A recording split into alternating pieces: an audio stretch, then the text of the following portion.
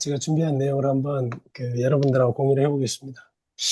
일단 뭐 그 주제는 STO 활용을 위한 중수의 손바꿈 시용 리스크 분석에 관한 연구라고 되어 있는데, 기본적으로 제가 생각을 했던 거는 중순위에 대한 거를 새로 신설을 했을 때 과연 신용 리스크가 어떻게 되고, 그래서 민간 자본이 도입이 될 수 있겠느냐라는 거, 그리고 그 민간 자본이 도입이 될 수 있는 한 가지 방안으로서 STO를 검토를 해볼 수 있다. 이 차원에 대한 아이디어에서 출발을 했고, 제가 이제 과거 3년 동안 그 STO 관련된 업무를 하면서 금융위원회라든가 여러 가지 여러 그 소스라든가 이런 쪽에 접촉을 하면서 고민하고 얘기했던 들었던 그런 얘기들을 많이 기반으로 하긴 했습니다.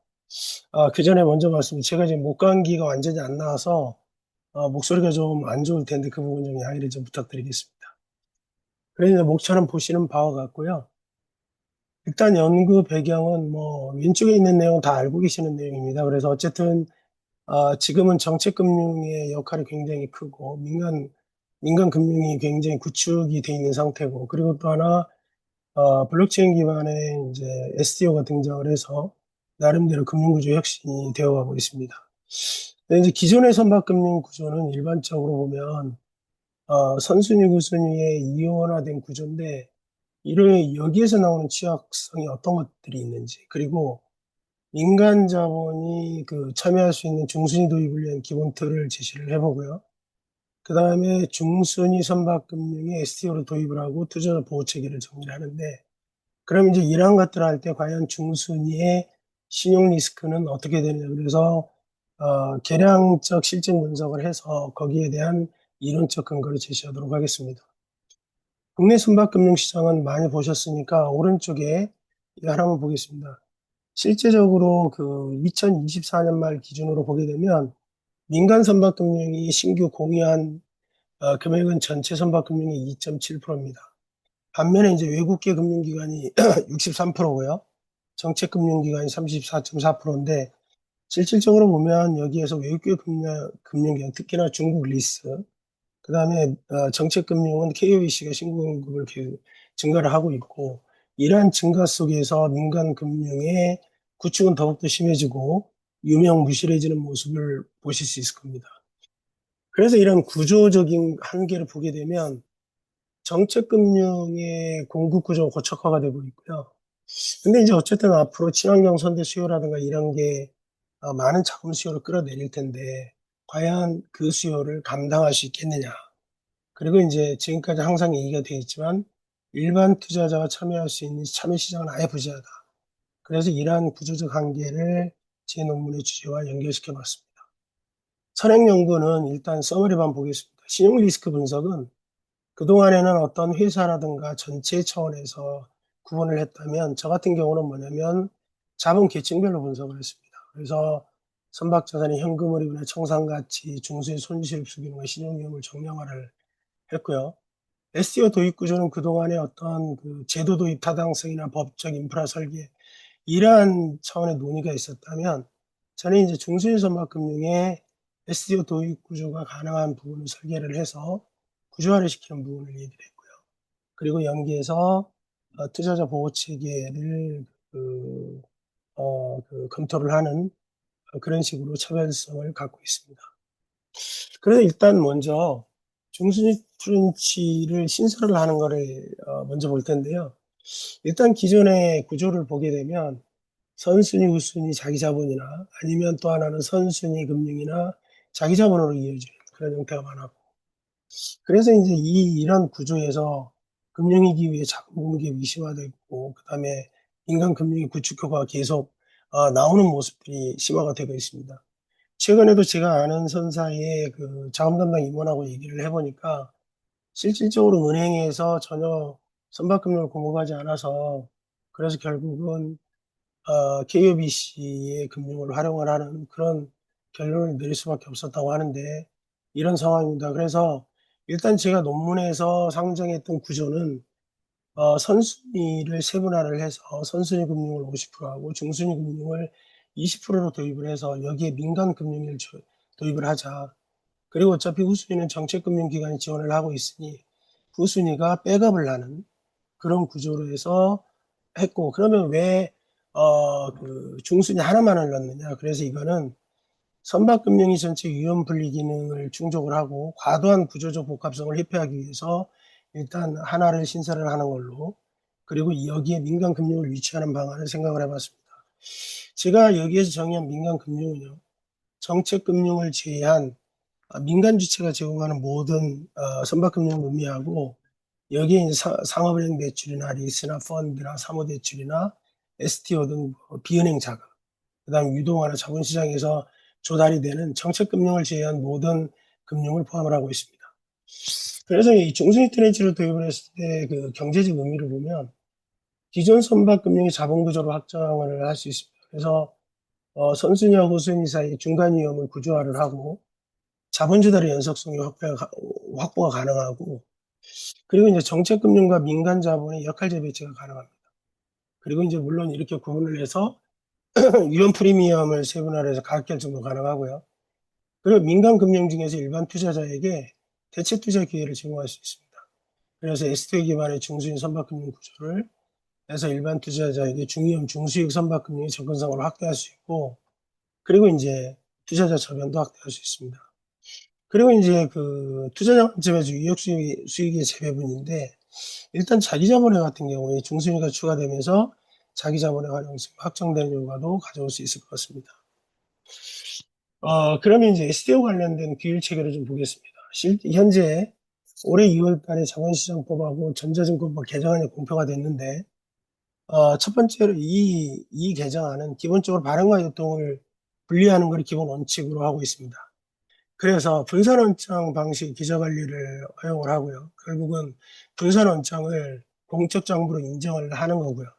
그래서 여기에서 기존의 증권사나 은행만이 했던 계좌관리기관을 발행인이 그 일정 요건을 갖췄을 때 계좌관리기관 역할을 할 수 있도록 만드는 내용이 들어가 있고, 그리고 이제 자본시장법을 개정을 해서 그동안의 투자계약증권이나 토큰증권이 지금 일반 증권과 같은 거래가 되지 않던 거를 일반적으로 이제 다자간 상대매매의 장외거래를 허용하는 그런 장외거래를 허용하는 식으로 법이 개정이 됐고, 그리고 대량의 토큰 증권을 거래를 할 때 거래소의 전자증권으로 전환할 수 있는 그런 법적 기반이라든가 전체 총량 관리 기능을 예탁결 지원에 부여하는 그런 내용들을 개정안에 포함을 시켰습니다. 그리고 이러한 토큰 증권이나 투자계약 증권의 발행을 위해서 자본시장법을 개정을 해서 업무 인가 단위를 새로 신설을 했는데, 작년 6월 달에 수익증권 투자중개업, 9월 달에 수익증권 장외거래 중개업을 신설을 한 바가 있습니다.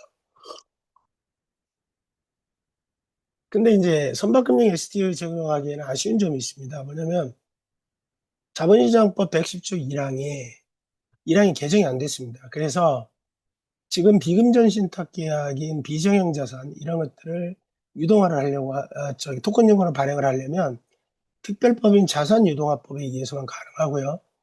그리고 여기에서 수익증권 투자중개업을 등록을 하게 되면 자산유동화법상의 자산 보유자가 되고, 그래서 그 얘기는 뭐냐면 선박 자산을 선매입한 후에 STO 발행이 가능합니다. 그리고 물론 이런 자산 보유자가 지금 이제 어쨌든 뭐 결론적으로는 보면 자산 500억 이상의 선박 투자에서도 가능할 걸로 보여지는데, 선박 투자에서법상 하나의 선박 투자회사가 여러 선박을 같이 가지고 있었을 때 500억 이상의 자산이 가능하기 때문에 가능할 걸로 보여집니다.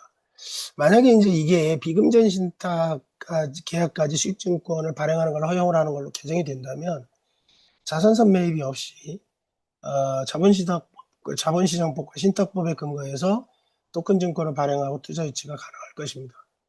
두 번째는 뭐냐면 자본시장법 166조 3항인데요. 여기에서 보면 지금 일반 투자자의 투자 한도를 제한할 수 있도록 되어 있습니다. 근데 이제 부동산 토큰 증권을 보게 되면 1인당 개인 투자자 연간 한도를 2천만 원으로 제한한 바가 있고, 그래서 만약에 이런 제한이 있다면 실질적으로 선박금융에 중순위를 한다손 치더라도 그 금액을 조달하는데 상당히 많은 투자자를 모아야 하기 때문에 어려움이 따를 수 있습니다. 이러한 조건 하에서 일단 선박금융 STO 모델안을 만들었는데요. 사실 이거는 그 자산 보유자의 자격을 갖춰야 되기 때문에 사실 여기에 표시가 되진 않았지만 브릿지로는 형태를 거쳐서 소유권을 이전받는 형태의 계약이 먼저 선 이루어진 다음에 그 다음에 다음 프로세스가 이루어져야 됩니다.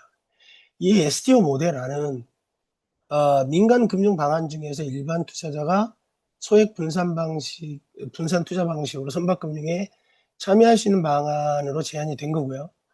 그래서 그게 이제 오른쪽에 왼쪽에 보는 거는 일반적인 우리 그 선박금융의 그 구조입니다. 구조화 금융입니다. 일반 선박금융 구조화가 선박의 권리 보전이나 부도 절연을 기본으로 하고 있다라는 거는 잘 알고 계실 거고요. 그래서 근데 이제 해외 SPC의 구조화 금융이기 때문에 어떤 그 법적 선진 SPC 지분이나 선박 자산 이셀프가 아니라 중수인 선박 대출 채권을 기초로 하는 비금전 신탁 수익 증권을 토큰 증권으로 발행하는 것을 상정을 했고, 그래서 이제 오른쪽에 이제 이 그 살구쟁인가요? 이걸로 표시된 부분이 전부 다 블록체인 노드로서 역할을 해서 발행 플랫폼과 장외거래소, 그다음에 예탁결제원, 신탁업자, 투자중개업자 전체가 다 전부 다 블록체인상에서 노드 역할을 하면서 거래와 유통과 발행을 전체 감시하는 그런 역할을 하는 그런 구조로 구성이 되어 있습니다. 근데 이제 그 여기 STO 그러면 이제 STO 기반의 중수인 선박금융의 한계도 나름대로 있습니다. 이렇게 하더라도 물론 이제 이게 상품의 설계에는 일단 일반 투자자 대상으로 공모나 소액 공모로 들어갈 텐데 이거는 물론 일반 투자자 접근성도 제고를 하고 투자자 접근도 확대하는 장점이 있습니다. 그리고 어떤 분산 원장이 가지고 있는 투명성이라든가 안정성, 사후관리 효율성 뭐 여러 가지 것이 있습니다. 그러나 구조적으로 현재 그 선박금융하고 비교를 해보면 기존의 그 협조융자나 사모펀드나 이런 것들 대비해서 그런 것들이 이미 정형화가 돼 있다 보니까 다소 이제 구조가 복잡하게 느껴질 수 있습니다. 그래서 초기 단계 지금 하는 거는 어차피 공모 형태로 뛰기 때문에 공모의 선박펀드 형태의 분산원점 기반의 뭐 그런 여러 가지 이제 퍼실리티들이 들어가고 그래서 초기 구조 안정화가 필요하고 사실은 이런 구조나 제도가 안정화가 되고 표준화가 되면 기존 공모형 상품보다 효율성을 제고할 가능성은 있습니다. 그다음에 이제 초기 단계다 보니까 비용이 증가할 수 있습니다. 그래서 어떤 법률 비용이라든가 어떤 스마트폰 계약이나 플랫폼 개발 비용, 그다음에 공시체계 구축 비용, 초기 투자 비용이 많이 소요가 될 걸로 보이지는데 일단 이것도 반복 활용되고 표준화가 진행이 되면 효율성 제고 가능하고요. 사실 이제 그 다음에는 리퀴디티 문제인데 24시간 거래가 된다고 해서 리퀴디티가 늘어나진 않고 추가적으로 뭐 유동성 공급자라든지 여러 가지 그런 그 제도적 기반이라든가 그런 그 시간이 필요할 걸로 보여집니다. 그리고 이제 일반 투자자인 만큼 일반 그 공시에서 우리 그 저기 공모에서 나오듯이 그런 불화전 판매 위험과 투자자 보호 비용도 똑같이 발생할 걸로 보여집니다. 자, 그래서 이제 이런 상황에서 이제 중순위가 도입이 되고 그 관점에서 이제 그 신용 리스크를 분석하기 위한 데이터나 방법론을 좀 말씀드리겠습니다. 대상 선형은 VLCC하고 케이프하고 파라막스 세 척을 기준으로 했고요. 선형별 데이터는 스팟 운임, 그 다음에 리세일 선가, 그 다음에 5년, 10년, 15년, 20년의 중고 성가. 그래서 월간 데이터를 이용했고 2000년 1월부터 2026년 3월 315개 데이터를 클러스 리서치로부터 추출했습니다. 지금 특히 이제 운임 데이터 같은 경우에 보면 지금 기초 통계량을 보시게 되면 정규 분포가 아닙니다. 그래서 강한 양의 외에도 그 다음에 초과 첨도를 나타내기 때문에 비정규적인 분포를 나타내고 있고 이거 의미는 뭐냐면 신용 리스크를 계산할 때 지금 이제 마켓이 굉장히 안 좋은 시점에서 부도가 날 수 있는 확률이 되게 높은데 그 부분에 대한 데이터의 제너레이션을 어떻게 할 수 있느냐라는 관점으로 접근하게 됩니다. 그리고 성과 데이터는 일부 결칙치가 있는 부분들은 지금 그 인접 설령 성과 데이터를 설명부수라는 선형 회계법으로 추출을 했고 지금 이제 제 시뮬레이션이 지금 이제 파라메트릭 시뮬레이션에서 세 가지 방법을 쓰기 때문에 315개 데이터가 전부 다 필요한 구조여서 결측 데이터를 보완을 할 수밖에 없습니다. 그리고 이제 운용과 성과는 사실 이제 강한 상관관계가 있는데, 윈저라이제이션을 적용할 경우에 상관관계가 떨어지는 점을 고려해서 로 데이터를 그대로 사용을 했고요. 그 다음에 재무 변수는 기준금리는 SOFR의 10년 수합 레이트를 사용을 했는데, 2023년 7월부터 2026년 3월까지 평균 데이터로 활용을 했습니다. 아시는 바와 같이 2023년 6월 32일 이후에 라이브가 공시가 중단이 됐고요. 나머지 이제 가상금리나 금융수수료는 KOBC나 국내 해운사 담당 임원을 인터뷰를 해서 결정을 했고, 선순위가 보통 130에서 190bp, 평균 160bp, 그 다음에 후순위는 선순위 대비 160bp, 100bp가 더 높은 260bp 수준을 가정을 했습니다. 그래서 여기에서 보면 선순위를 50%로 하고, 그러면 중순위 도입 후 트렌치를 적용을 할 때, 선순위 50%에 대해서 지금 담보력이 좋아져서, 가장 낮은 130bp를 적용을 했고요. 그래서 5.4246%, 중순위는 260과 160과 260 사이인 중간에서 210pp에다가 일단 선순위 하락분의 일부를 중순위로 절감분을 효과를 이전하는 것을 가정을 해서 240pp를 적용하는 걸로 했습니다. 후순위는 기존은 그대로 260pp를 적용을 했고요. 근데 이제 그 선순위가 50%에 30pp는 중순위 20%에 75pp에 해당이 되는데 왜 30pp냐? 이거는 뭐냐면 후순위 가상금리와의 그 차이, 그 다음에 이런 절감 효과의 차주와의 쉐어라든가 이런 것들을 전부 다 고려를 해서 일부만 반영하는 걸로 했습니다.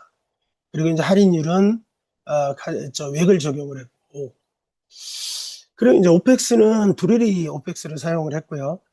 부도시에서 비용은 일단 전체적으로 선박이 극단적으로 가서 경매에 가는 경우는 굉장히 제한적이기 때문에 부도 후에 약 한 달 동안 다시 이제 그거를 다시 가동하는 데 필요한 비용만 산정을 했습니다. 그리고 이제 일반적으로 그 선박을 오펙스만 커버가 되면 그거를 운항을 하다가 임의 매각을 하는 방법을 일반적으로 쓰고 있는데, 이거는 레이업에 따른 추가 비용 발생이나 자산가 차량 방지 목적이 강하기 때문에 일반적인 그런 가정을 기준으로 했고, 이런 선박별로 그 비용을 산출을 해서 반영을 했습니다. 방법론입니다. 방법론은 저는 크게 두 가지를 사용을 했고요. 두 가지를 사용을 했는데, 파라메트릭 시뮬레이션을, 몬테카를로 베이스의 파라메트릭 시뮬레이션을 했습니다. 근데 이제 그리고 이거를 백업하고 검증을 하기 위해서 히스토리컬 백테스팅 두 가지를 적용을 했고, 히스토리컬 백테스팅은 그 부트스트래핑을 활용을 했습니다. 그래서 지금 몬테카를로 시뮬레이션을 그냥 적용을 하면 왼쪽에 보는 바와 같이 표준 편차와 평균을 가지고 하다 보면 해운에서 필요한 그런 볼라틸리티가 있는 그런 데이터가 생성이 안 돼서, 일단 우리 다별량 변수들, 우리가 지금 선가라든지 스팟 운임이라든가 이런 변수들 간의 의존 구조, 그러니까 서로 상관관계나 이런 거죠. 그리고 이제 이런 선가나 이런 운임들이 각자 가지고 있는 특성이죠. 그걸 가지고 보고 나면 또 주변 구조를 동시에 반영해서 데이터를 생성하는 구조가 가우시안 코플라 구조인데, 일단 이거를 가지고 먼저 상관행렬을 추출을 하고 그리고 주변 구조를 복원을 하는데, 이게 단점이 뭐냐면 주변 구조를 복원할 때 하방 디펜던스가 제대로 생성이 안 되는 문제가 있습니다. 그래서 이거를 보완하기 위해서 주변 구조를 보완을 할 때 피어슨 모멘트 매핑이라는 걸 활용을 했습니다. 그래서 기존의 가우시안 코플러에서 만들어놨던 그런 확률 분포를 가지고 주변 구조를 역변화를 해서 지금 평균과 표준 편차와 첨도 예도를 반영을 해서 지금 또 데이터를 산출을 했고, 그럼에도 불구하고 하방 꼬리가 완전히 재현이 되지 않아서 임페리컬 로에테일 커렉션이라는 걸 적용을 했습니다. 그래서 일정 부분에 대한 데이터를 커렉션을 해서 실질적으로 데이터가 가능한 히스토리컬 데이터에 유사한 그런 데이터로 제너레이션이 될 수 있는 구조를 생성을 했고요. 그렇게 해서 이 베이스에서 10,000개의 시나리오를 생성을 해서 CKL 데이터를 생성을 해가지고 시뮬레이션 했고, 그렇게 했을 때 이렇게 볼라틸리티가 쭉 나오는 그러한 그 해운과 유사한 형태의 데이터가 제너레이션이 됐습니다. 두 번째 이제 히스토리컬 백테스팅 데이터 제너레이션인데요. 일반적인 부트스트래핑은 전체 315개 데이터에서 무작위 복원 추출을 해서 뽑아내다 보면 해운 데이터의 특성이 시계열성이 완전히 파괴가 됩니다. 그래서 시계열성을 유지하는 방법을 고민을 하다가 12개월 무빙 블록 부트스트래핑을 적용을 했습니다. 그래서 데이터 315개를 15개월, 12개월 단위로 잘라서 일단 최소한 1년의 시계열성은 유지가 되고, 이런 데이터 블록을 무작위 하면 304개가 만들어지고요, 풀이. 이거를 가지고 무작위 복원 추출을 해서 10,000개의 시나리오를 만들어냈습니다. 그래서 물론 이제 이런 그 블록을 20개를 추출을 하면 제가 얘기한 240개월의 시나리오가 생성이 되죠. 그래서 이제 그렇게 생성된 데이터의 그 그래프는 오른쪽 이 모습과 같습니다. 그래서 약간 지금 파라메트릭 시뮬레이션으로부터 도출한 데이터와 지금 이 그 부트스트래핑으로 도출한 데이터의 실제 볼라틸리티가 약간 다른 모습은 보실 수 있을 겁니다. 하지만 이제 이렇게 데이터를 도출을 했고 10,000개의 데이터를 양쪽 각각 생성을 한 다음에 그 다음에 이제 신용 리스크 평가는 평가 툴을 공동적으로 적용을 했습니다. 그래서 이제 트렌치별로 전부 다 상환액이라든지 총 요구 상환액 부도가 났을 때 정기 상환을 중단하고 청산 전차로 가고 청산 재원을 산출을 하고 그 다음에 각 워터폴을 배분을 해서 거기에 따른 부도시 손실률, 그 다음에 부도율, 그 다음에 각자의 예상 손실들을 끄집어내는 절차를 적용을 했습니다.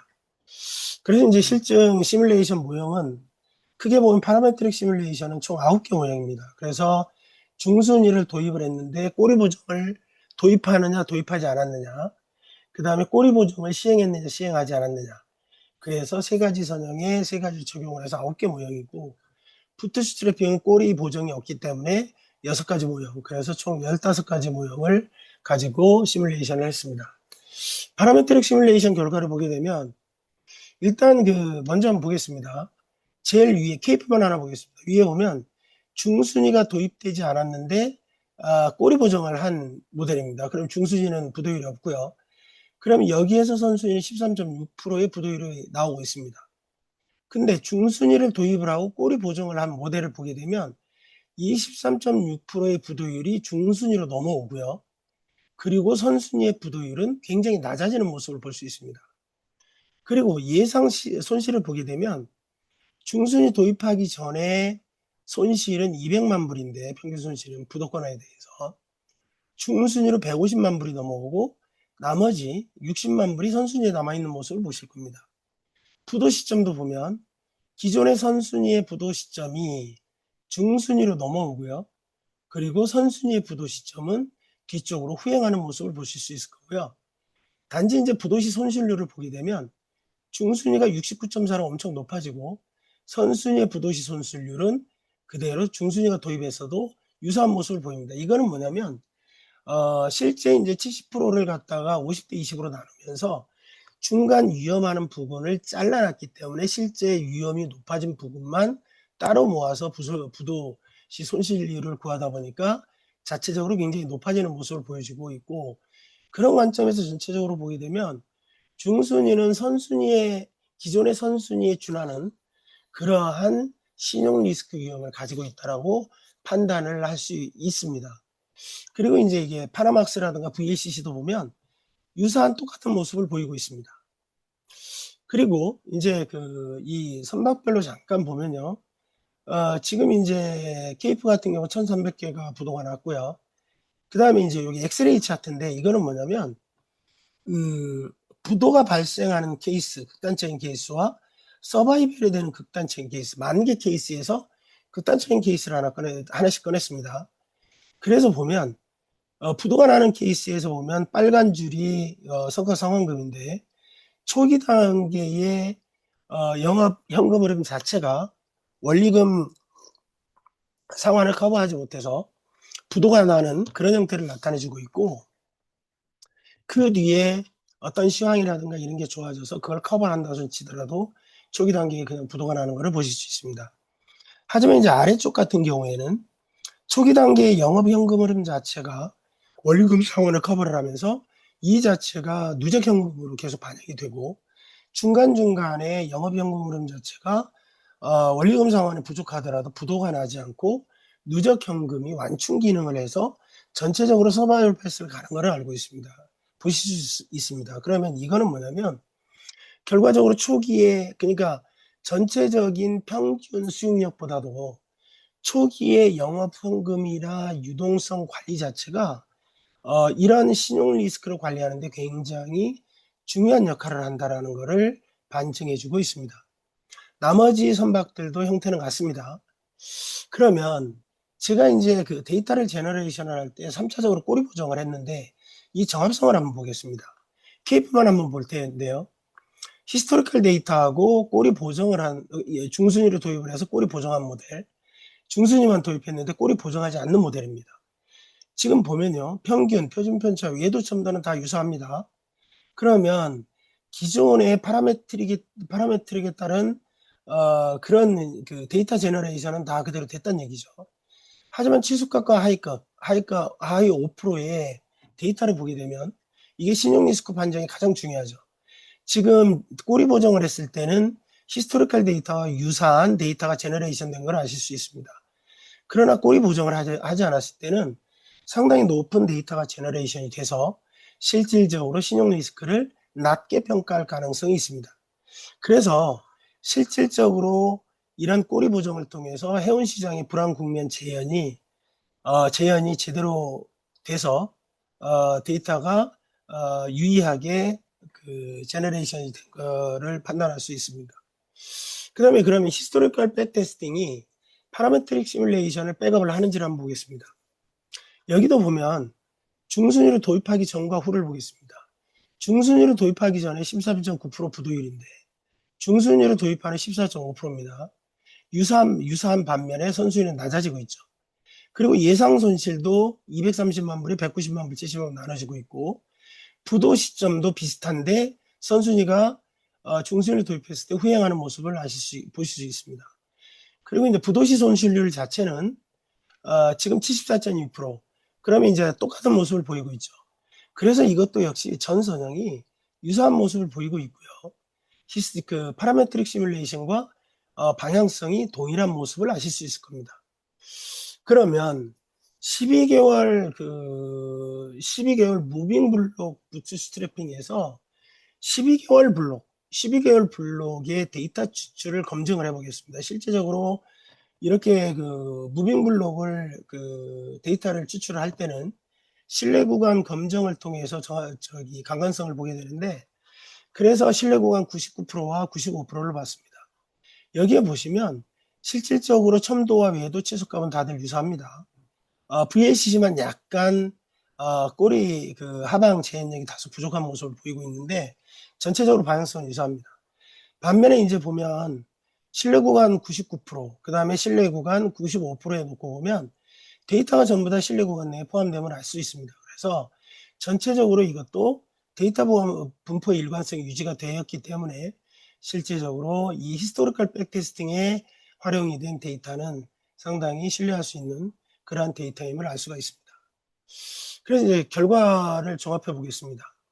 파라메트릭 시뮬레이션에서 보게 되면 지금 이제 그 중순위를 도입하기 전 선순위의 부도율이 중순위로 이전이 되고 선순위는 부도율이 굉장히 낮아지는 것을 보게 되면 지금 선순위의 신용 안정성이 굉장히 제고되는 구조적인 효과가 그대로 나오고 있다는 걸 알 수 있고요. 그 다음에 중순위 신용 위험이 전체적으로 선순위와 비슷한 수준이라는 걸 알 수 있습니다. 그래서 여기에서 유추할 수 있는 것은 뭐냐면 선순위는 신용 보강에 따른 금융 조건 개선이 가능하고 중순위는 도입 전 선순위 수준의 신용 위험을 가지고 상품 설계가 가능하다는 걸 알 수 있습니다.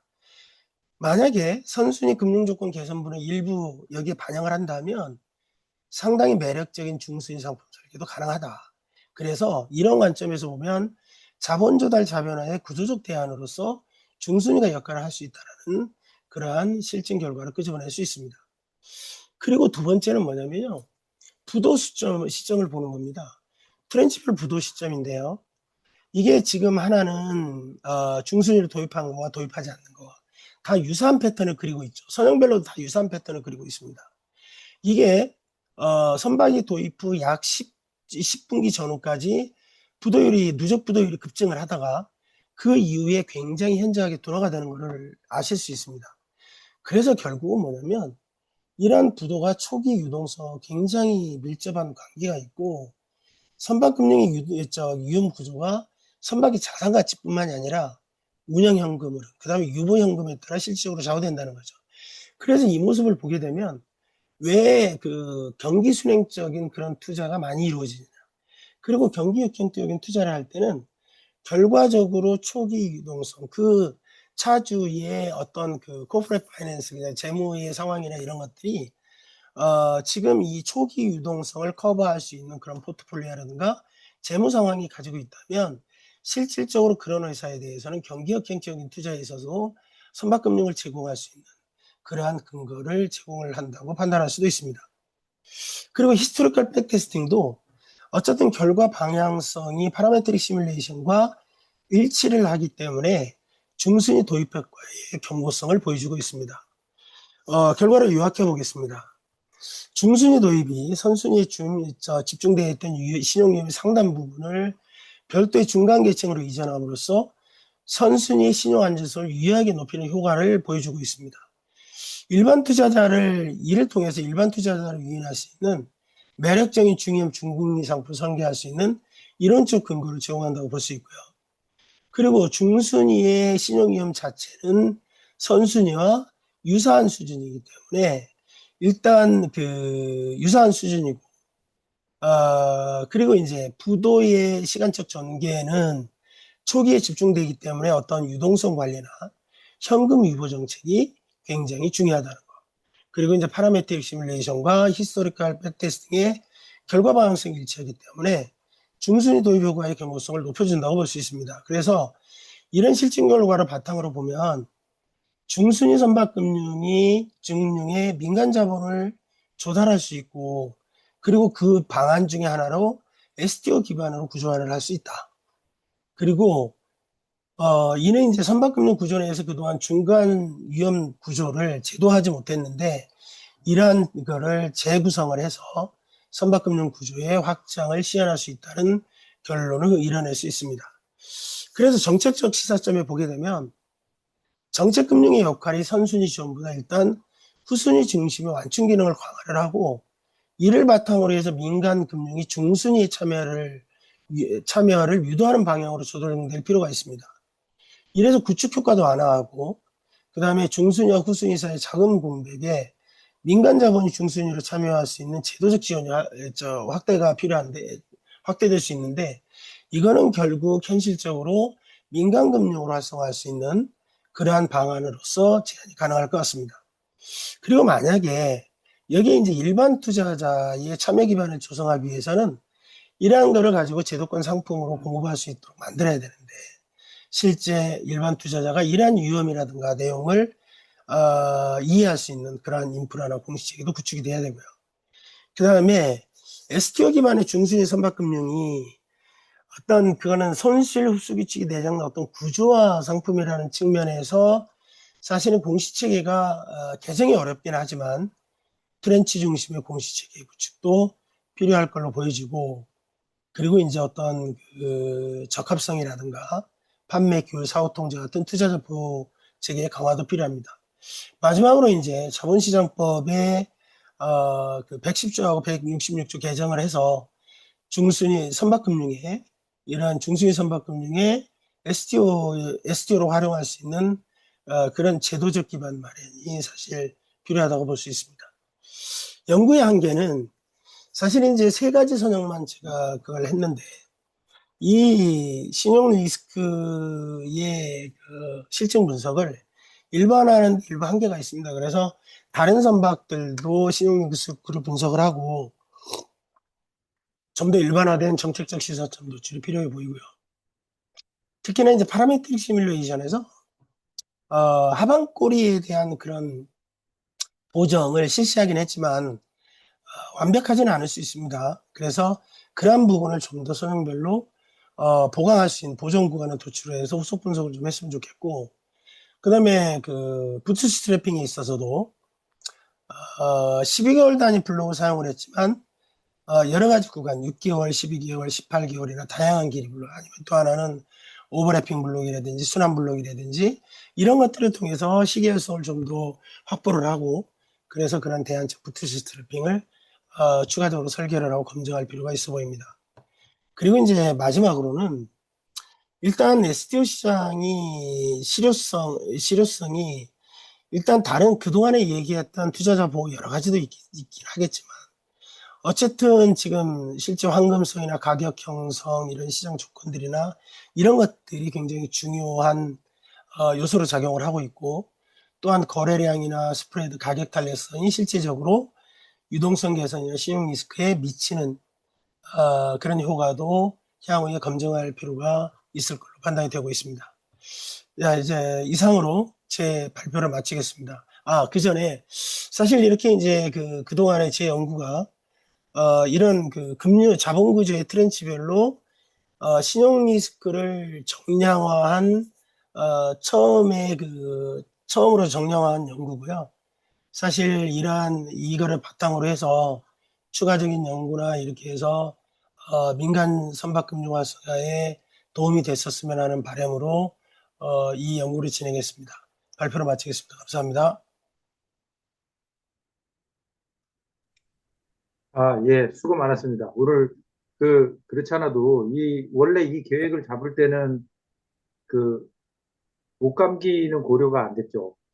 아, 그래가지고, 이 정도까지 이렇게 목소리도 잘 안 나오고 하는 상황이 있다고 생각 못 했는데, 어쨌든 그런 어려움에도 불구하고, 발표 잘 해주셨고요.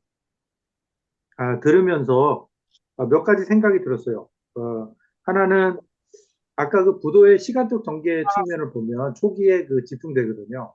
그게 그럴 수밖에 없는 게 초기에 시작하면서 그 어닝이 네거티브로 돌아가게 되면 상환 재원이 없어져서 그렇잖아요. 네, 그래서 하나의 뭐 시사점이라는 측면에서 그 선박금융의 중순이든 뭐든 그레이스 피리어드 도입하는 거에 대한 검토, 그것도 조금 필요한 거 아닌가 이런 생각이 들었어요.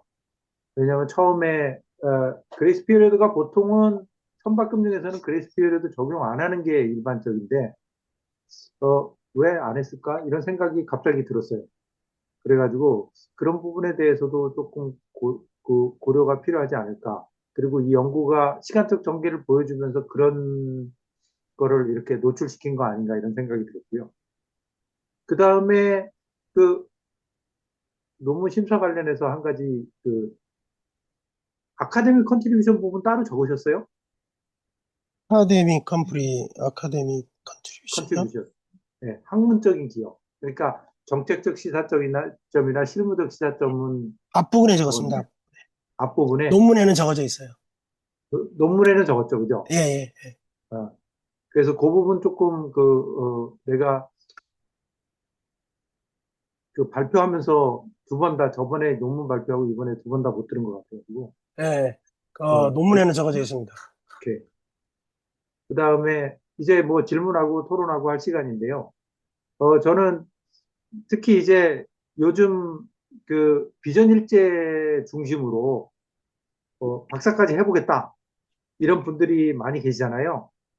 많이 계시고 그런 의지를 표명하고 계신 분도 많이 계신데 오늘 혹시 들으면서 두려움이 생긴 거 아닌가 이런 생각도 들어서 이 정도까지 해야 되는 건가 이런 생각이 들어갔을 수도 있는데 그런 부분에 대해서도 좀 박사학위 생각이 있는 분들은 어떻게 봤는지에 대한 것도 조금 그, 어, 이 얘기를 같이 나눌 수 있으면 좋겠다 이런 생각이 듭니다. 좀 그 전에 이게 한 가지만 더 말씀드리겠습니다.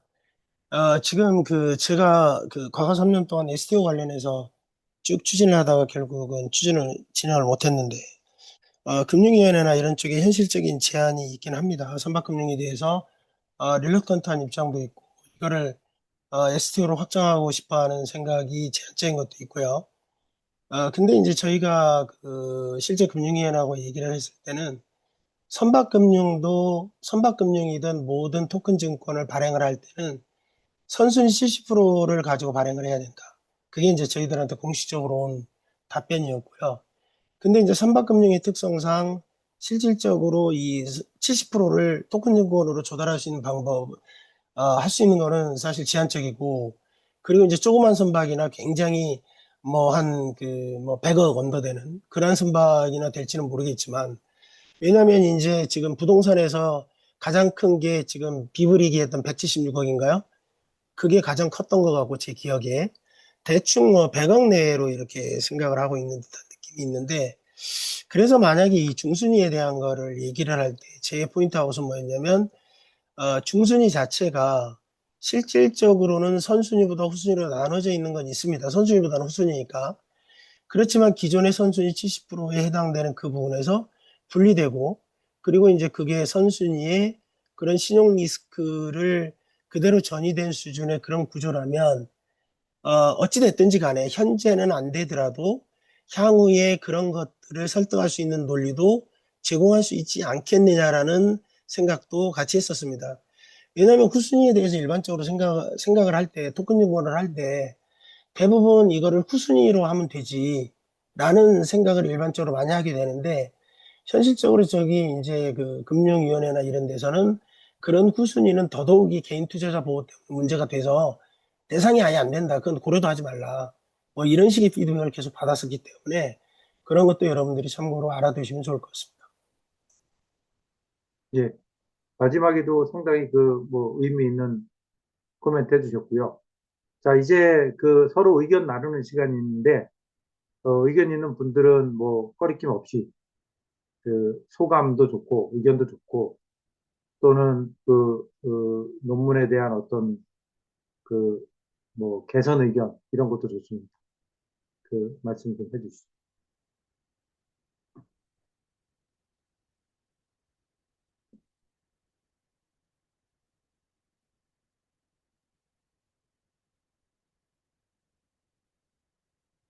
실제로 아이디어는 뭐 이해할 만한 아이디어인데 그 이걸 이제 그 아카데믹하게 전개를 하다 보면 이제 새로운 개념들이라든지 그 디폴트를 정의하는 어떤 용어들이라든지 또는 통계적인 처리나 계량적인 분석을 하는 어떤 절차의 문제라든지 이런 분야 때문에 그 상당히 코멘트 하기가 좀 쉽지 않다 이런 생각을 하실 수 있을 것 같아요. 그래서 이런 부분은 또 그 공부를 하고 지도교수하고 같이 이렇게 얘기를 하면서 지도교수와 학생 간의 관계는 제가 뭐 학생들한테도 늘 얘기하는 거지만 마스터 어프렌티스 관계가 아니지 않습니까? 그죠? 내가 소림사 고수처럼 내가 가진 기술을 연마해가지고 그 연마한 거를 학생들한테 전수해서 학생이 나하고 비슷하게 되는 그런 구조는 아니거든요. 그러니까 어, 지금 이제 이승철 교수하고 같이 논문을 전개할 때도 어떻게 됐냐면 제가 포인트를 얘기하고 그건 뭐냐면 예를 들면 그 시뮬레이션 할 때 파라미트릭 시뮬레이션으로 그냥 평균하고 분산만 적용하게 되면 실제 그 실제 시리즈가 가지고 있는 특성을 다 반영하지 못하게 된다. 그래서 거기에 이제 뭐 커토시스나 아니면 치킨니스. 스큐니스 같은 것도 다 반영이 돼야 되고 그렇게 얘기를 했더니 이승철 교수가 커토시스, 스큐니스 이런 것 더해가지고 그 테일 커렉션까지도 다 찾아가지고 한 거거든요. 그래서 약간의 저는 그런 식의 생각을 촉발하는 역할만 했고 나머지 드릴링 하는 거는 전부 이 교수가 하는 형태가 되는 거죠. 뭐 이런 형태로 디벨롭을 하는 거예요. 디벨롭을 하는 거니까 디벨롭 하는 것 자체가 그렇게 뭐 어렵다 이렇게는 안 되고. 질문 좀 하나 드릴게요. 네네네. 변호사님. 그, 경영학적으로 위험도를 분류하고, 뭐, 부도율, 그다음에 뭐 손실률 이런 계산하는 거는 법률가한테는 친숙하지는 않은 건데, 제가 이제 들으면서 중순위가 들어오면서 선순위의 신용 리스크를 낮추었다. 음, 그래서 중순위 기능이 있다. 이제 결론이 그런 것 같은데, 그 중순위가 들어오면 중순위 이자는 기존의 선순위 이자보다 높아져요. 그러면 어, 예. 선순위가 신용 리스크가 낮아졌으면 선순위 이자율이 원래보다는 낮아져야 되는데, 그 낮아지는 정도가 선순위하고 후순위만 있을 때와 그 다음에 선순위, 중순위, 후순위로 다 구성됐을 때 그때 과연 전체적으로 봤을 때 올인 코스트가 더 낮아질 것인가? 그거는 우리 경험에 의하면은 중순위라든가 이런 게 더 들어오면 카운터파티 리스크 또는 신디케이션 리스크 이런 말들을 통해서 선순위가 기대만큼 낮아지지 않아요. 그랬던 게 경험상의 숫자입니다. 그래서 과연 중순위가 선순위를 낮춰주는 건 좋은데 결과적으로 고객한테 가는 실질적 차주한테 가는 올인 코스트가 중순위가 들어오면서 과연 낮아질까 하는 거에 대한 의문이 하나 있어요. 그래서 그 점에 대해서 한번 검토를 하셨는지 그 부분 한번 좀 의견을 듣고 싶습니다. 예, 실제 이제 제가 그 부분을 고민을 했고요. 근데 이제 이거를 저는 뭐 말씀하신 대로 그거를 정확하게 계량화시킬 수 있는 방법은 없었습니다. 그래서 제가 했던 거는 뭐냐면 지금 아까 말씀드렸듯이 선순위, 중순위, 후순위의 차별성을 두었고 제가 상정을 했던 거는 우리는 맥시멈 그 기존의 선순위와 후순위가 있었을 때하고 유사한 수준이 되지 않겠느냐라는 가정을 했습니다. 이제 말씀드린 대로 제가 그래서 이 시뮬레이션을 할 때 선순위를 50%를 해서 그냥 드라마티컬리 떨어진다기보다는 지금 이제 전체 130bp에서 190bp 사이에서 그럼 130bp의 가장 낮은 수준으로 적용을 하고 그러면 중간인 160bp에 30bp가 차이가 나는데 그게 이제 105 전체적으로 50%에 대한 30bp가 낮아지는 거라고 보면 중순위 20%에 대해서는 그걸로 환산을 하게 되면 75bp가 중순위가 올라가야 전부 다 이제 그 유사한 그게 된단 말이에요. 그래서 중순위가 절감 효과를 일부 전이를 할 때 한 그 중에 일부 30bp 정도가 올라가는 걸로 해서 그렇게 시뮬레이션을 하긴 했습니다.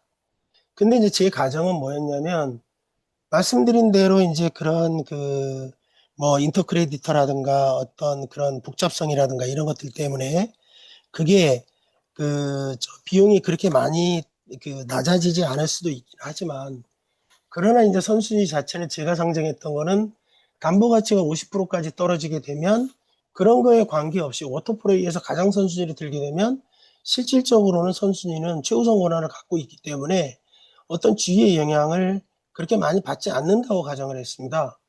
그게 이제 뭐 이론상으로는 저는 그렇게 생각을 했고 그래서 제 논리는 뭐 전체 올인이 전체 선순위나 후순위만 있었을 때 대비 높아지진 않겠구나라고 그렇게 생각을 했고 그리고 이제 중간에 그 저기 그 비용들 그러니까 이제 부대 비용들이죠.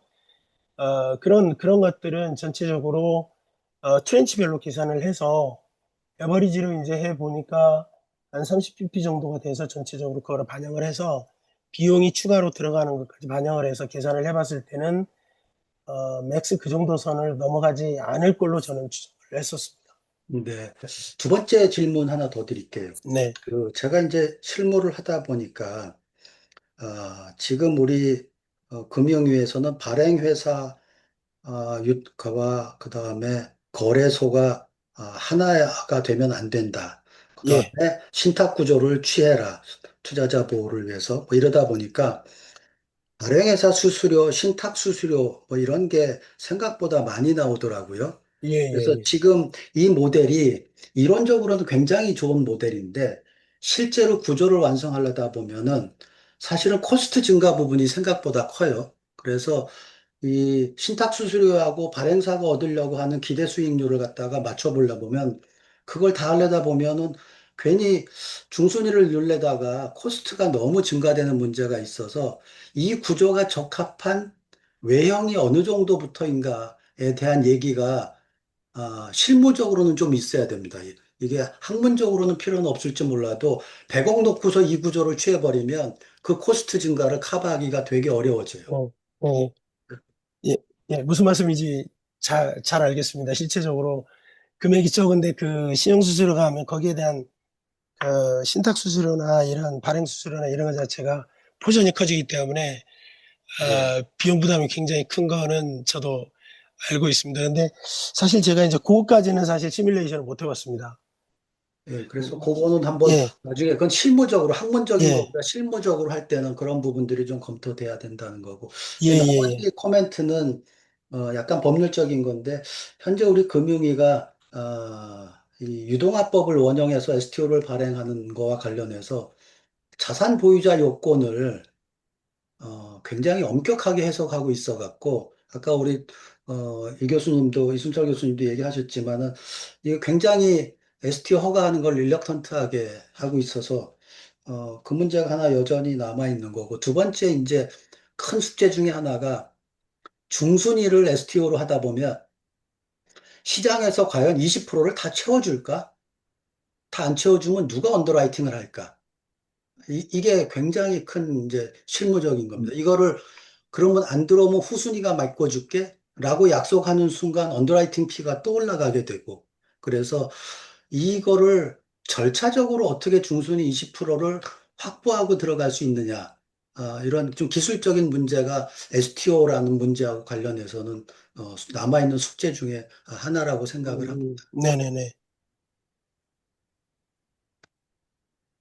예. 굉장히 그 현실적으로 항상 고민됐던 부분을 말씀해 주신 거고요. 사실 이제 그 부분을 뭐 지금 만약에 그럼 총액 인수를 해가지고 총액 인수를 한쪽에 채워넣을 거냐 아니면 그런 것들을 결과적으로 따지고 보면 그렇게 할 수 있는 데가 그러면 해양진흥공사나 이런 데서 나머지 부분을 채워준다는 그런 가정을 깔고 들어갈 거냐 뭐 이런 이제 현실적인 문제가 같이 따르는 것 같습니다. 그래서 예, 처음에 저희가 이제 검토할 때도 그런 부분들을 어떻게 할 건지를 항상 그 얘기를 하고 했던 부분인데 아직은 그 부분이 현실적으로는 정확하게 어떻게 할 건지가 지금 풀리지 않는 부분인 건 사실입니다. 저도 지금 그 부분은 어떤 답변을 드리기가 되게 어려운 네, 상황입니다. 뭐 답변보다는 우리가 이런 포럼을 통해서 하나하나 해결해야 될 문제 중에 하나여서 의견을 드렸던 겁니다. 네, 예. 이상입니다. 네, 네. 예. 정 감사합니다, 변호사님, 변호사님. 네, 실무적으로 생길 수 있는 문제들을 몇 가지 중요한 거를 짚어주셨어요. 그래서 이런 STO 구조가 들어오면서 증가하는 비용에 대한 문제라든지 또는 그 아까 맨 처음에 얘기하셨던 전체적으로 그 선순위 포션이 줄어든다고 하더라도 전체적으로 올인 코스트가 그렇게 많이 줄어들지 않는다 하는 부분. 그 다음에 각종 뭐 수수료 문제 이런 것도 있고 또 만약에 모집이 안 됐을 경우에 언더라이팅 누가 할 거냐 하는 문제도 굉장히 현실적인 문제일 수 있어서 그런 부분에 대해서 잘 짚어주셔서 감사합니다. 장세호 실장님 오래간만에 뭐 뵙는 것 같네요. 잘 지내세요? 예, 안녕하세요. 예. 예. 안녕하십니까. 네. 뭐 혹시 뭐 의견 있으세요? 아니, 집에서 뭐 작업을 좀 하고 있는데, 아, 그러세요? 카톡에 뭐 지급이라도 들어오면 좋을 것 같다 해서 타픽을 봤더니 STO더라고요. 예, 그래서 늦게 예. 들어왔는데, 처음부터 예. 내용을 잘 몰라서. 음, 저는 사실은 이제 STO에 대해서는 잘 모르지만, 일반적으로 이게 지금 우리 선박 투자 관련해서 일반 투자자 모집 관련해서는 지금까지 여러 사례가 있어 왔잖아요. 그죠? 그렇죠. 예. 대표적으로 보면은 선투법에 의해서 과거에 공모. 보면은 공모 주식 투자를 통해서 시장에서 일반 투자자로부터 자금을 선박 투자 쪽으로 유인해온 사례도 있고, 최근에 보면 자본시장법상으로 보면은 선박 펀드를 조성할 때 사무 형태로 보면은 뭐 일반 투자자는 아니지만 뭐 기관 투자자 정도로 해서 소수의 투자자가 들어와서 한 사례들은 있는데, 과연 이게 시장에서 먹혀들 수 있느냐? 라는 부분에 있어서는 사실은 조금 개인적으로는 네거티브 하기는 해요. 아까 정 대표님께서도 말씀하셨지만은 과연 20% 정도를 중순위로 만들었을 때 일반 투자자, STO는 일반 투자자를 대상으로 할 것 같긴 한데, 과연 그게 투자가 다 자금이 모집이 될 수 있을지에 대한 이슈가 있고, 두 번째 보면은 이게 이제 어, 이게 STO를 통해서 하는 기본적인 거는 이 거래를 유연하게 하려는 목적도 있고, 이게 이제 투자자한테 이제 자금 소유권도 좀 어느 정도 주려고 하는 그런 목적이 있는 걸로 알고 있는데, 이게 중순위 투자를 했을 경우에 과연 그런 목표가 달성될 수 있느냐의 이슈도 있는 것 같고요. 그리고 가장 큰 문제가 과연 선박의 일반 투자자가 지금 현재와 같은 시점 아니면 시간이 지난다 하더라도 어 일반 투자자의 요구 수익률이 있을 텐데, 과거에 이제 선박 투자 회사법이 발효돼 가지고 그 당시에 보면은 한 6%로 해서 후순위가 펀딩이 됐었는데, 그 당시에는 일반 투자자들이 딱히 투자할 데가 별로 없었어요. 그 당시에는. 그러니까 선박 회사법에 의한 중순위 펀드 들어올 때 한 6%를 줬거든요. 근데 그때 은행에서 프라이싱을 해보면은 한 7, 8% 정도 됐거든요. 그럼에도 불구하고 6%로 시장에서 플레이싱이 다 됐다고요. 그 당시에 보면은, 어, 다른 투자, 주식 시장에도 별로 마땅치도 않았고, 부동산 시장도 마땅치가 않았었어요. 근데 지금 만약에 지금 이 상품을 낸다 했을 때, 지금 현재 주식 시장 너무 좋지 않습니까? 그리고 부동산 시장도 보면은 의외로 괜찮습니다. 지금 이 정부 들어와서 주식 시장으로 자금을 모은다고 하는데, 보면은 의외로 부동산 시장도 상당히 좋거든요. 그리고 지금 보면 회사채 시장도 보면 3.5% 이상이 되고 뭐 등등 해서, 과연 이게 이제 아까 프라이싱을 아까 잠시 들었는데 기준금리 플러스 한 175 정도 180, 200 정도 했을 때 과연 이 일반 투자자가 STO로 하는 이 상품에 들어올 수 있을까라는 그는 우려도 좀 있는 게 사실이죠. 그래서 사실은 저는 그거는 이제 하나의 상품을, 기본 상품은 이제 제가 봤을 때 선순위를 기초로 한, 은행권을 기초로 한 선순위와 해양진흥공사를 통한 후순위 금융을 기초로 하되, 제가 봤을 때는 시장 상황에 봐서 그 시장 상황에 맞춰서 이러한 일반 투자자로부터 모집이 될 수 있는 여건이 된다면 이런 상품을 통해서 어, 이제 보완적인 수단으로서 선박금융에도 일반 투자자들이 들어와서 STO 방식으로 참여할 수 있다면 그래도 원활해지고, 나중에 보면은 중간에 이제 그 STO를 매도해서 엑시트 할 수 있는 그런 구조가 아니겠습니까? 그런 수단으로 사용하면 좋지 않을까 이런 생각을 해봤습니다. 네, 네, 고맙습니다. 이상입니다. 예, 예, 네, 예, 감사합니다. 예. 우리 학생들은 잘 모를 텐데, 그 선박금융 굉장히 오래 하시고 잘 아시는 KDB의 장세호 실장입니다. 자, 어, 지금은 일반 대중의 자금이 선박으로 들어오는 경로가 없었죠. 그게 한때 있었던 게 이제 아까 말씀하신 선박투자회사법이나 뭐 공모형 펀드 형태였는데요. 그때 세제 혜택도 있었고, 분리과세 혜택도 있었고, 그 다음에 해운시장도 호황이었던 때 들어왔다가 분리과세 혜택이 없어지고 해운 불황하고 겹쳐가지고 도대체 어느 게 이 떠나가게 한 요인이 됐는지는 사실 정확하게 발라내기가 좀 쉽지 않아요. 쉽지 않은데 저는 항상 무슨 생각을 하고 있냐면 그게 어떤 세제 혜택이든 분리과세든 아니면 상속세나 증여세 관련된 부분이라도 세제 혜택으로 추가적인 어트랙션이 필요하다라는 생각을 하고 있어요. 근데 이제 우리 과세 당국 그러니까 뭐 기재부나 이런 데 입장에서는 저기 톤세로도 이미 혜택 다 주고 있고 다른 여러 가지 혜택들이 있는 상태에서 그것까지 해줘야 되냐 뭐 이런 입장이니까 쉽진 않을 것 같아요. 제도적으로 STO가 정착된다 하더라도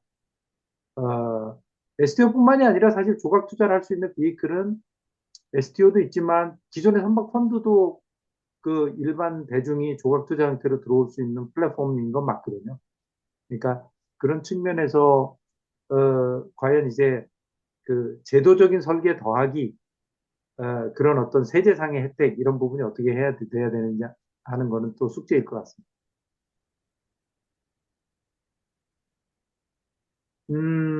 또 실무에 계신 분들이 그 정우성 대표님 들어오셨네요. 워터라인에 혹시 의견 있으세요? 예, 안녕하십니까. 제가 그 외부에 가지고요. 좀 늦게 들어와서 너무 그러세요? 죄송합니다. 예, 예, 예. 예, 오늘 예. 조금 늦게 들어와서 사실 예. STO 저도 너무 관심이 있고, 음, 사실은 이제 얼터너티브 파이낸싱 소스로 항상 관심 있던 분야여가지고요. 오늘 꼭 들으려고 예. 했는데 조금 저기 외부 일정이 있어가지고 늦게 들어와서 죄송합니다. 나중에 서울에서 저 이승철 교수하고 한번 만나셔가지고 차 한잔 예, 같이 하시죠. 네. 그래서 뭐 오늘 정영 저희 대표님도 말씀 주셨고 장세호 실장님도 말씀 주셨는데요. 사실은 뭐 저도 그런 현실적인 고민이 되게 많은데요. 제가 하나 사례를 말씀드리면 좋을 것 같습니다. 예. 예. 어, 가- 이제 장세호 실장님은 지금 이제 시황이 좋고 프라이싱이 얼터너티브 다른 대체 투자할 수 있는 옵션들이 많은데 지금 이게 중순위가 먹힐 수 있냐라는 말씀을 주셨거든요. 그래서 음, 저는 이제 코로나 2021 내부 사태 전에 그래도 해외 밀라노에 있는 페덱스가 15년 마스터 리스를 하는 물류센터를 국내에 있는 공모펀드한테 매각을 했습니다. 그래서 음, 그때 공모펀드로 금감원의 승인을 되게 어렵게 제가 받은 건 아니고 매입자인 한투 리얼에셋이 받았는데요. 결국은 에코티를 모았습니다. 음, 그래서 사실은 꼭 중순위에만 고민할 필요가 없이 저는 제 생각에는 시황에 따라서나 아니면 오히려 지금 상황에서는 노르웨이처럼 좀 에코티 보통주나 아니면 우선주를 STO 형태로 모집하는 것도 저는 의미가 있다라고 생각을 하고요. 왜냐하면 음, 결국은 다 좋은데 리테일 투자자들의 기대 수익률을 못 만족한다라고 하면 결국은 돈이 못 모으면 공모펀드 뭐 물론 STO가 똑같이 공모펀드 같지는 않겠지만 결국은 불특정 다수한테 돈을 모은다라는 입장에서는 결국은 수익률이 안 된다라고 하면 똑같이 뭐 자금 보충이 들어가든지 언더라이팅이 들어가서 비용이 올라갈 텐데 아예 그럴 바에는 리스크를 같이 지는 투자자를 모집하는 음, 것도 방법이 될 것 같고요. 그 다음에 음, 한 가지 더 말씀을 드리는 거는 저도 이 STO 관점에서 지난 한 3년간 이렇게 또 뭐 윤 교수님이나 윤 원장님이나 이승철 교수님께서 이렇게 말씀하신 내용들을 잘 봤습니다. 근데 이제 보면 아직 한국은 이게 법제화가 덜 돼 있고 발행인들은 뭔가 이제 정부 쪽에서 뭔가 이 시장을 발행인은 하려고 하는데 음, 이게 이제 저는 리테일 투자 펀드를 해본 사람 입장에서는 결국은 이게 문제가 생겼을 때 그래도 매니지하는 주체가 있어야지 이게 물론 음, 그게 누군지는 모르겠지만 그래도 이 자산을 어떻게 매니지하는 사람들이 있어야지 이게 될 거라고 생각이 됐고 그러다 보니까 이제 첫 프로젝트로 뭐 비비스 HP가 돼 있는 HMM의 선박을 유동화하는 컨셉이 그래도 저는 뭐 수익률이 맞다라고 하면 뭐 앞뒤가 맡겨 있으니까 그래도 모집할 수 있는 여지가 있지 않을까? 첫 파일럿 프로젝트로 시장에서 그래도 하고 그 투자자들한테 안정성도 좋고 뭔가 이게 그 파일럿 프로젝트로 좀 그래도 잘 이게 좀 추진이 될 수 있는 좀 프로젝트라고 저는 생각이 됐는데요. 향후에 이제 결국은 아까도 말씀드린 듯이 이제 운용사 입장에서 두 가지인데요. 하나는 시장에 따라서 그 수익률이 그 수익자의 수익을 못 맞추면 결국은 다른 좀 오픈해서 프랜치를 좀 열고 접근하는 것도 나쁘지 않을 것 같고요. 두 번째로는 아까 말씀드린 대로 발행인도 중요하지만 사실은 결국은 또 이 에셋을 투자를 하는 거니까 에셋을 어떻게 관리를 할지에 대한 부분도 좀 중요할 것 같습니다. 물론 다 코스트긴 한데요.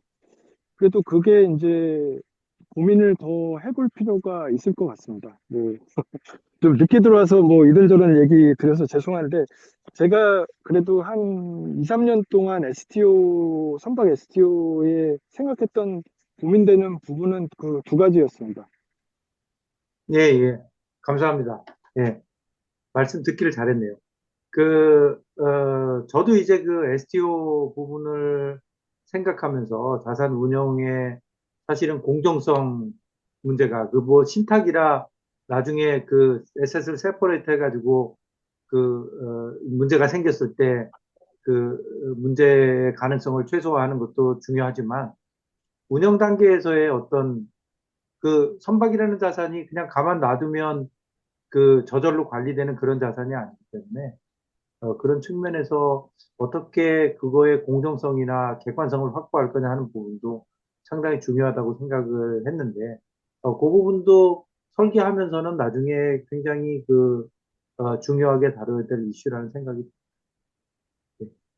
지금 시간이 벌써 9시 10분이 됐습니다. 그래서, 저희가 이제 1시간 정도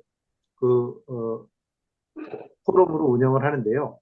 여기 뭐, 김호 교수님도 또 들어와 계시는데, 음, 음, 혹시 하실 말씀 있으면 마지막으로 김호 교수님 한 말씀 듣고, 그, 어디 뭐, 좋은 데 가 계신 것 같은 생각이 드네요.